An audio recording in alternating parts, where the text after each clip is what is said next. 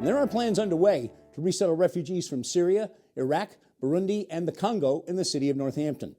Connecting Point correspondent Carolee McGrath sat down with Northampton Mayor David Narkewicz and Kathryn Buckley-Brawner from Catholic Charities to talk about what's planned to help with the refugees' transition to their new homeland.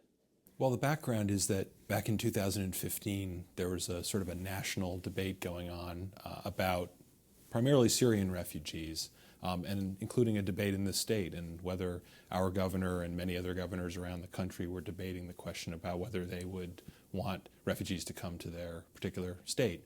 And our city, through our city council, had our own conversation about it, and the city council adopted a resolution just sort of going on record that the city of Northampton supported the idea of the United States and Massachusetts welcoming and accepting refugees, and took that position. And it was shortly after that that there was a reach out from Catholic Charities about saying, well, Northampton has made this statement. Are you ready to back that up? And that began a series of conversations with city officials, which then in turn led to my pulling together a group of stakeholders in the community, social service agencies, faith-based groups, major institutions like Smith College and our hospital, to really begin a conversation about it. So that's sort of the background about how it got to be where it is today, and I'll defer to Catholic Charities about the nuts and bolts. And Kathryn, Catholic Charities has been resettling refugees for a very long time. So how does this process work when you look at bringing in people to a community? Our work up until this time has been with refugees who've already been placed and received in this area. And we've been working with them with social services, immigration services, etc. This will actually be the first time in many years that Catholic Charities will actually receive and place incoming new refugees. Okay, so there's 51 refugees coming in. Do we know, is there a particular nationality? Is everybody coming from Syria, or are there other countries as well? You are correct. We asked for 51 individual refugees. We did ask that they come in family units if possible. And the nationalities that we asked for were Congolese, Burundian, and then Syrian, Iraqi population. So I know you were talking a little bit about the resolution that was passed last December, and since then there has still been quite a debate about whether or not to bring in refugees to this country. Some people have raised some really serious concerns, security concerns, about what if, a terrorist sneaks in with the refugees. Now, I know it's a little bit different in Europe, but we certainly saw that in the Paris attacks as well. So that's a legitimate concern that people have, and I know it was a question that you had from the crowd the other night. How do you answer that? I think there's a perception that these are people that are, as you sort of used in your language, are sort of sneaking into the country. They're going through a pretty extensive vetting process. Is that 100% foolproof? No.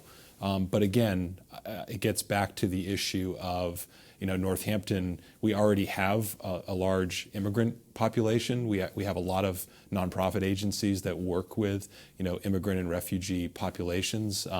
We have a very diverse community. We're, a 5-college town.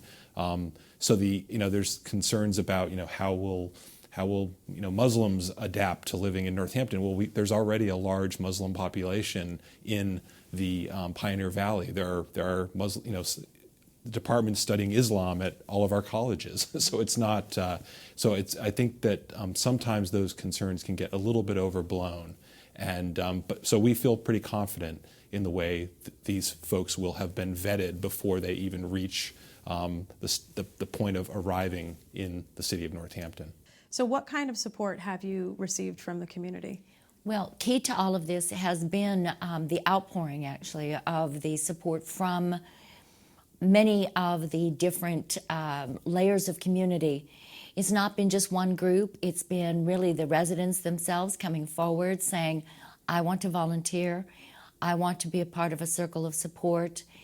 When we had our meeting the other night, the public meeting of 200 people, from that public meeting, over 150 people signed up to do something, provide food, provide transportation, be there to help them learn English. So that outpouring has been absolutely significant. I'm very confident that there is going to be such support within the community. These families will feel nothing but welcome. Okay. And how is this all going to be paid for? I know that the State Department pays a certain amount for 3 months. Do I have that correct? And then after that, it falls on largely the city and the state. So are you, or people brought up any concerns about that, about paying for this? Well, any time that someone moves into our community or comes to our community, they may have children that go in the schools, they may have other, needs, housing needs, whatever, that as a city, we're a city of 29,000. And so in some cases there may be, probably will be children that will be coming to our schools. And so they may need ELL support, right. The kinds of things that we provide right now. Mm-hmm. That's one of the reasons why we have one of the working groups is headed up by our school superintendent, Dr. John Provost, and we're working on those very issues and having good dialogue with Catholic Charities about that. That's probably the main one. Obviously, housing.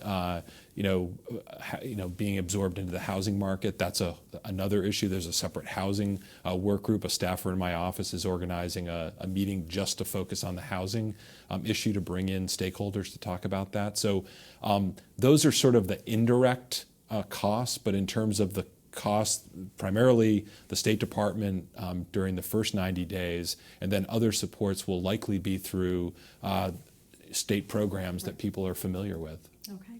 Thank you so much, Kathryn and David, for coming in. I appreciate it. Thank you. Thank you very much for having us.